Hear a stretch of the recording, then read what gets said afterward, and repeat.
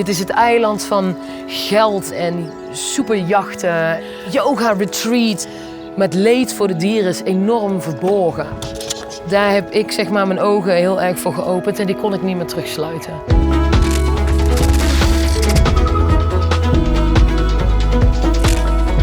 Ik ben Martijn, een Brabantse programmamaker. En in Ver Gezocht ga ik met een camera op pad om inspirerende Brabanders te ontmoeten die in het buitenland een verschil maken. En in deze aflevering reis ik af naar Costitx, een klein dorpje op het Spaanse eiland Mallorca. Hoewel het eiland beroemd is om zijn prachtige stranden en bruisende nachtleven, blijft het dierenleed dat zich hier afspeelt grotendeels verborgen. Ja, Mallorca. De allereerste vliegreis die ik maakte als klein jongetje, die ging naar dit eiland. En het is ook de thuisbasis van Stacey. Stacey is een ware voorvechter voor dierenwelzijn. Ze woont precies in het midden van het eiland en ik ben ontzettend benieuwd naar haar verhaal. Na een half uurtje rijden arriveer ik voor de poort van Rancho Fino, het dierenrescue center van Stacey. Ja, Stacey, hoe ben jij hier terechtgekomen? Per ongeluk, soort van. Per ongeluk? Ja, ik was samen met iemand in Nederland en die had 4 seizoenen achter de rug als duikinstructeur hier. En hij was eigenlijk altijd zo, en dat is eigenlijk wel mijn droom en daar wil ik terug naartoe. Dat ik zei, nou ja, god, wat doe je eigenlijk hier nog in Nederland dan? Ga dat duiken doen en ga weer een seizoen doen. Ik was net weer geopereerd, ik heb heel veel operaties gehad. Ik was aan het revalideren, met hele andere dingen bezig. En toen is hij hier naartoe gekomen. En toen eigenlijk al vrij snel aan de telefoon bleek, ja, dit is niet de droom zonder jou. En ik zat in de regen in Nederland en ik dacht, nou ja, waarom eigenlijk niet dan even hallo gaan zeggen in Mallorca? De Bredase Stacey gaat haar vriend achterna, boekt een enkele reis naar Mallorca en blijft op het eiland om te revalideren. Mede door medische missers heeft ze 12 jaar lang in een rolstoel gezeten en moest ze tientallen operaties ondergaan. Het Spaanse klimaat doet haar goed en het stel werkt op Mallorca samen aan de droom. En toen uiteindelijk, einde van het seizoen, hebben onze wegen zich gesplit. Toen zijn we uit elkaar gegaan, hij is terug naar Nederland gegaan en ik ben nog steeds hier. Je bent hier naartoe gegaan vanwege hem, vanwege zijn droom eigenlijk. En hij is nu weer terug en jij bent hier gebleven. Ja. En toen? En toen heb ik een soort van per ongeluk mijn eerste paard gerescued. Dat was ook helemaal niet de bedoeling. Het was ook nooit het idee om een rescue te starten. Maar dat is zo gekomen. Er is in Mallorca helaas nog heel veel dierenleed. En toen kwam er een paardenrescue situatie op mijn pad. Daar ben ik helemaal ingedoken. En dan is het helemaal uit de hand gelopen eigenlijk gewoon. Dus dan is het al heel snel nog een paard, een pony, een ezel, een schaap, een hond. En dan is dat echt helemaal out of control. Dierenliefhebber Stacey is al snel omringd door een bonte verzameling geredde dieren die allemaal haar zorg nodig hebben. Door de hoge kosten hiervan komt ze financieel in de problemen en raakt zelfs dakloos. Op het moment dat ze bijna de hoop is verloren, wordt haar en haar dieren een 300 jaar oude ruïne aangeboden. Een kans waar ze direct ja op zegt. Ik ben hier toen ingetrokken zonder deuren, zonder ramen, geen elektriciteit, geen stroom. En toen heb ik echt 4 jaar lang echt heel erg gestruggeld. Ik moest gewoon echt 60, 80 uur per week buiten de poort werken.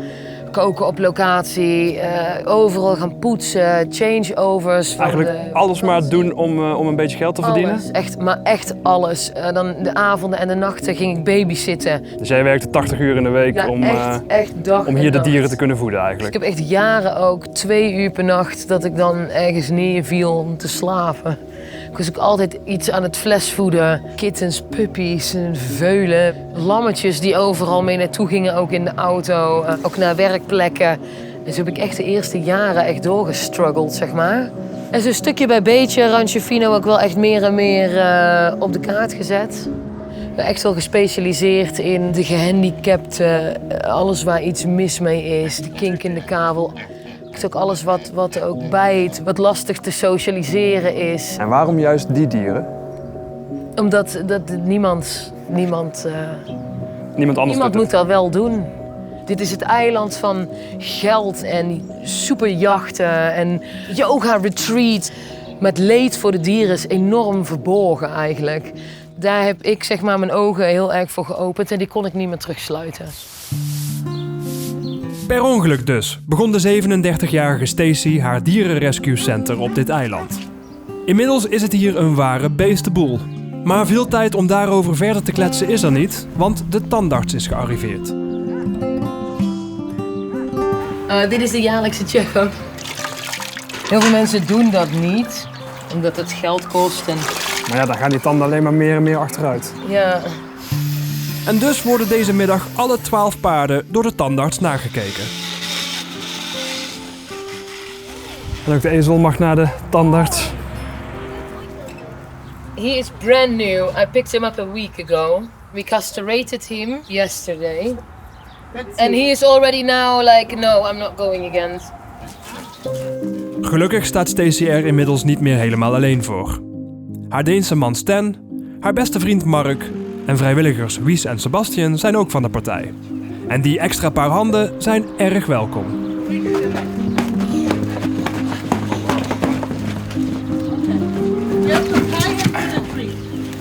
Wait, hold him a little bit more. Hij krijgt nou ook verdoving. Ja. Maar hij heeft op een korte tijd wel heel veel meegemaakt, heel veel veranderingen natuurlijk. Ik heb er nooit een hoefsmid, een tandarts gezien, echt niks. Ezels zijn heel populair, dat is echt een trend ook. Iedereen wil een ezel. En ik heb het heel vaak dat ik gewoon echt totaal niet de goede verzorging krijg of gewoon geen verzorging. Dus nu is hij hier, dus ik haal hem nu gelijk even helemaal de wasstraat. Oh my God. God. It's bad, huh? Really, really, really bad. En deze ezel is niet het enige dier dat Stacey afgelopen week redde. Een man hier op het eiland die 3 hondjes hield, had er binnen de kortste tijd 29. De dieren werden ernstig verwaarloosd en dus redde Stacey een groot aantal uit hun situatie. Samen halen we ze op bij de dierenarts in Kostic, waar ze zojuist gecastreerd zijn. 677 euro's weer eventjes. Dat is een flinke rekening. Hoe betaal je dat? Ja, donaties. Donaties. Nou ja, dat proberen we. Maar we redden het gewoon iedere maand niet. Daarom werken Stan en ik nog steeds als zelfstandig.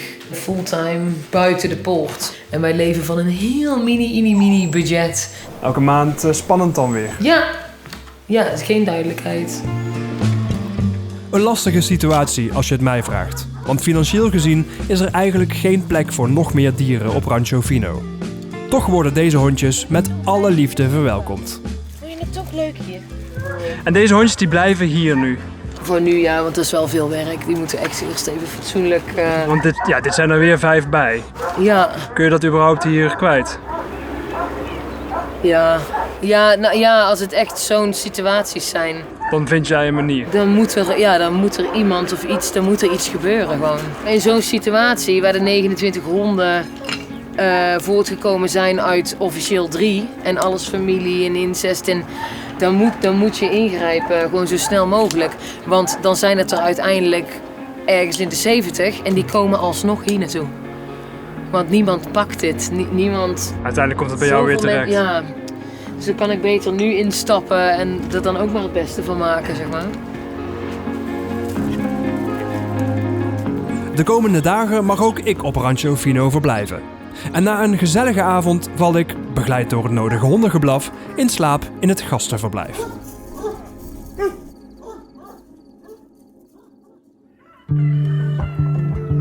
De dag begint al vroeg op Rancho Fino, waar ik, hoe kan het ook anders, gewekt word door een aantal hanen. En ook Stacey is al vroeg uit de veren. Jouw ontbijt, een blikje cola? Ja, suiker erin en gaan gewoon, hè. Mijn dag begint altijd met ruimen. Alle beesten slapen ook binnen. Iedereen is binnen en buiten. Bij jou binnen? Ja, met z'n allen. Heel knus. Wel gezellig. Ja. Is dat uit noodzaak of vind je het stiekem ook wel gewoon heel erg leuk om ze bij je te hebben? Nou ja, er is niet meer plek. Dit is een home environment. De dieren zijn hier thuis en ik en Stan zijn hier thuis. En we leven allemaal samen als een familie. En dat is hetzelfde als je die kinderen hebt. Dan loop ik de hele dag achteraan op te ruimen. En dus ja, ruimen, heel veel poetsen. Poetsen. Kom maar kinderen, kom. Want de boze stofzuiger moet aan. Even wachten nog.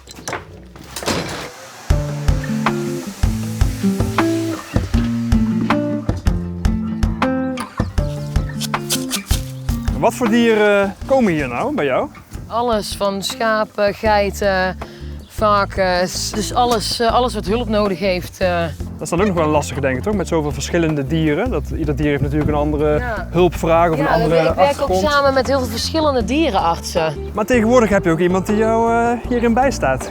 Ja, natuurlijk. Want je bent hier dus alleen begonnen met heel dit opzetten. Ja. Alleen je hebt nou de liefde gevonden hier. Ja. Je begint helemaal te stralen ook. Ik ben zelfs getrouwd. Nou, wie had het ooit gedacht? Ja. Ja, Stan, mijn man, is in mijn leven gekomen. En die is er eigenlijk volledig ook helemaal mee ingedoken. En we doen het nu samen. Mooi hoor. Ja, heel tof. Ik dacht ook echt dat ik alleen ging blijven. Want hoe crazy moet je eigenlijk zijn? Wie wil dit nu? Ja. Niemand. Maar hij wel. Hebben jullie nog wel tijd voor elkaar? Weinig. Ja. En die dieren hebben ons nodig. Eigenlijk kun je dit niet alleen laten. Nee. Dit is eigenlijk een fulltime job, continu. Maar dat lukt je niet, want Stan is nu op pad. Ja. Jij gaat zo op pad. Ja, en dan is het heel fijn als hier wel iemand is bij de dieren. En daar heb je dan vrijwilligers zo nu en dan voor, die hier komen bijspringen. Ja, want nu is het voeren. Maar dit is gewoon echt de basis, iedereen in leven houden. Ja. Maar die hebben aandacht nodig. De honden hebben ook training nodig, educatie, het socialisatiestuk, naar de dierenarts. Hoe hou je dit vol? Ja, gewoon niet stoppen. ADHD, het is een blessing. Ja? Ja, voor die beesten wel in ieder geval. Ja. Na het voeren is het tijd voor Stacy om haar man Stan op het werk te assisteren. Aangezien haar auto het gisteren heeft begeven, breng ik Stacy naar de kust. Waar gaan we naartoe? Colonia de San Pere. Ja. Het is wel even een ritje hoor. Het is aan de kust, richting het noorden. En daar hebben wij heel veel klanten waar wij de property management van doen. Het zijn mensen die daar een huis hebben en jullie houden de boel op orde eigenlijk. Ja. Dit deed je ook toen je nog op jezelf was hier op Mallorca. Ja. Dus je hebt in Stan heb je zowel je maatje gevonden met de dieren als met je werk. We hebben echt onze krachten gebundeld. Ja. Hey Stan, how's it going? Very good, very good. Sunny day, time for cleaning the pools. Okay. Deze huizen met hun luxe zwembaden en adembenemende ligging vormen een schril contrast met Stacy en Stans eigen leefomstandigheden. De passie van het stel ligt duidelijk bij de dieren, maar de realiteit dwingt hen om veel buiten de poort van Rancho Fino te moeten werken. Er is zowaar een ontspanmomentje gecreëerd, want we gaan even naar het strand. Eventjes chillen aan het einde van deze dag. Volgens mij wel redelijk uniek voor Stacy en Stan. Dus even van genieten. Dit is echt mijn favoriete plek. Oeps. Stan haat het strand en I love it. Oh nee! So Stan, how do you experience life on Mallorca as the partner of someone who's so involved in animal welfare? Stressful. Stacey, thank God, is a woman that has so much love to give, not only for the animals, but also to other humans, me included. It is very intense in a positive way. Of course, living the way we do with the responsibility 24/7 that we have, it sometimes can be a bit difficult. I'm not going to say impossible, but it can be a bit difficult to sometimes find the time for the partnership, for her and me. And as the partner of Stace, it's very intense in the positive way. There is so much love around at all times, in all ways and forms that it could possibly be. So yeah, it's I'm a happy man. You and I aren't so different at all. Stacy, vind je nou ooit tijd om te ontspannen, of niet? Probeer ik steeds meer op te letten, wel. Volgens mij heb jij nooit rust. Nee. Ik heb je nou 1,5 dag meegemaakt. Ja. Jij bent alleen maar bezig, non-stop. Ja, ik ben heel intens gewoon. Ik denk dat ik altijd een heel intens mens ben in alles wat ik doe. Maar als ik dan wel ook ga ontspannen of als ik wel een keer los ga, dan ga ik ook los. Ja. En nu ben je dan hier, hè? Prachtig idyllisch strandje. Ja, Voel je je niet schuldig nu dat je niet thuis bent en er niet voor de dieren bent? ik zit nooit op mijn gemak ergens. Nee? Ook nu niet, hier? Klein beetje. Ja, een klein beetje wel. Maar dit is een soort van open tab in de background de hele tijd. Er staat altijd een programmaatje open, nog. Ik hoef hier ook geen uren te spenderen. Maar als ik nu wel even dat uurtje kan pakken, daar geniet ik dan ook wel intens van. Ja. Ik leef heel hard, maar ik doe alles heel hard. En ik denk dat ik ook heel hard kan genieten. Ja, dat. Het uurtje rust overdag zorgt er wel voor dat er 's avonds nog gewerkt moet worden. Oké, buddy. En ook de volgende morgen is iedereen al vroeg in de weer om het rescue center er piekfijn uit te laten zien. Vandaag is er namelijk een open dag op Rancho Fino. Met als doel om bewustzijn te creëren en donaties in te zamelen. Alles verloopt voorspoedig totdat de voorbereidingen abrupt worden verstoord. Nou, we zijn net hals over kop in de auto gesprongen voor een spoedje. Ja, want de eigenaar van de 29 verwaarloosde hondjes, waar Stacy eerder al in actie kwam, heeft nog 3 wilde honden die zijn huis terroriseren. De dieren moeten daar à la minuut weggehaald worden. Nou, dit moet het huis zijn. Dit is echt wel een pittige situatie waar deze man... Het huis zit vol met vlooien, alles is vol met plassen, met poep. En, ja, het is echt wel heel heftig. Deze man ziet gelukkig wel echt in, die heeft zelf ook echt gezegd, alsjeblieft, help me. Ik kan gewoon niet meer verder, dus we nemen die hondjes mee. Je ziet ook gelijk, dit zijn de familie van Judas. Wacht. Maybe you can bring them in the car by yourself and we go away. Die honden zijn heel bang van ons, maar ze gaan wel met hem. Ja. Zie.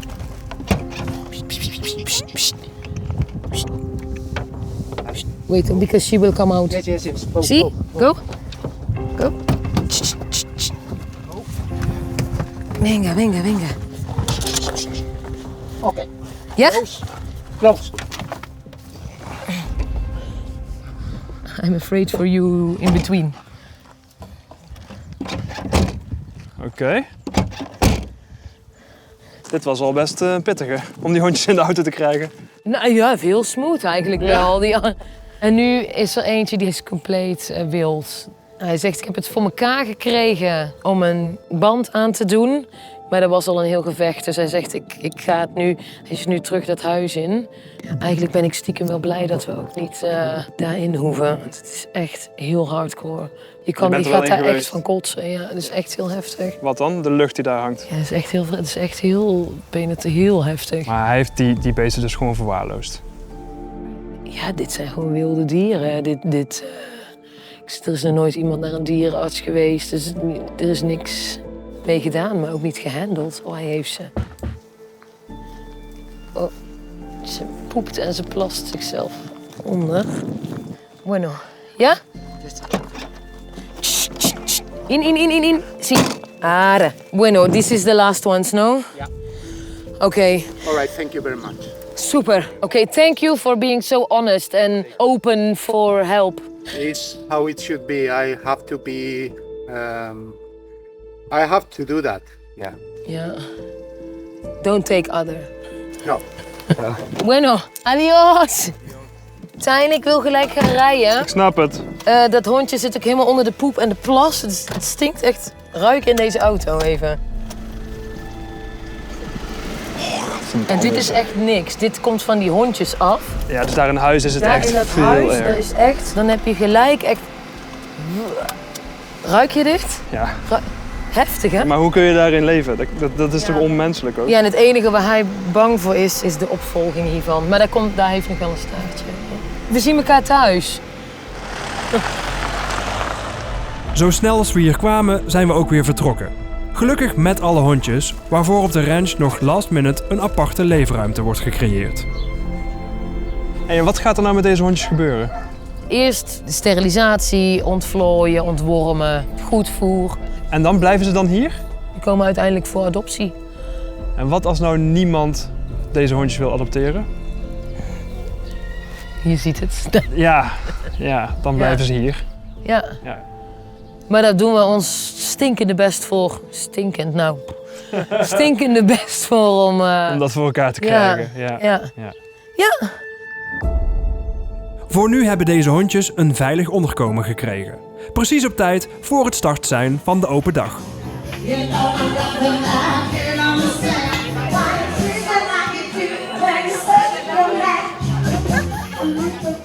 Wat is nou het meest belonende van het werken met dieren? Het meest belonende is natuurlijk echt de diepe band die ik iedere keer weer aan kan gaan met een dier. Qua vertrouwen, qua verzorging. Dat ze toch een thuis bieden. En die mogen hier gewoon zijn en leven en het gewoon goed hebben. Zonder dat ik als mens daar iets van wil of terug verwacht. En ik denk dat dat het meest belonende is voor mij om te zien. Hoe dat iedereen soort van als een bloem bijna open gaat en opbloeit. Als ik dat toch iedere keer weer, toch, hoe moeilijk de start soms is, zie gebeuren en kan bereiken, dan vind ik, ja, daar haal ik heel veel uit. Ja, dat. Hoe zie je de toekomst van Rancho Fino voor je? Ik heb niks, ik huur dit. Maar mijn contract loopt over 7 jaar ten einde. Ja, als dat contract afloopt, denk ik dat wij ook aflopen. Maar als dat niet zo zou zijn, dan zou dit gewoon jouw toekomst zijn? Ja, dan zou ik dit echt voor altijd hier willen blijven doen. En, maar wel ook op deze plek, denk ik.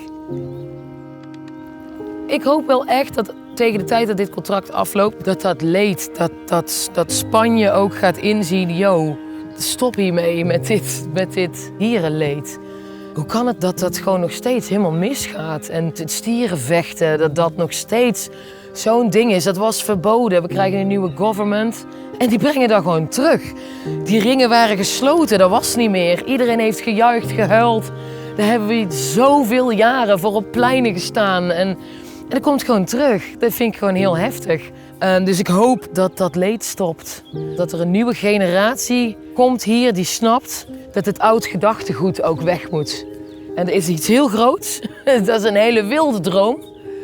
Maar ik denk wel echt dat als we er samen ons echt hard voor blijven maken, dat dat wel kan. Want er is natuurlijk ook een jongere generatie die de toekomst heeft. En waar we ook gewoon wel onze energie in moeten stoppen. En daarom ook weer die open dagen, kinderen kom. En dat ook dus oude Spaanse opa en oma hier staan en denken, ja god, misschien is die hond aan de ketting. Is het ook niet. Kijk, zo kan het ook. Zo kan het ook. Dat, ja.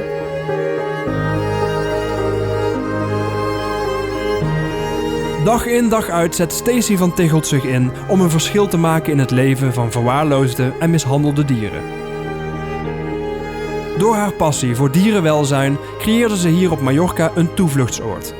Waar dieren niet alleen de noodzakelijke verzorging krijgen, maar ook voor het eerst ervaren wat het betekent om echt geliefd te zijn.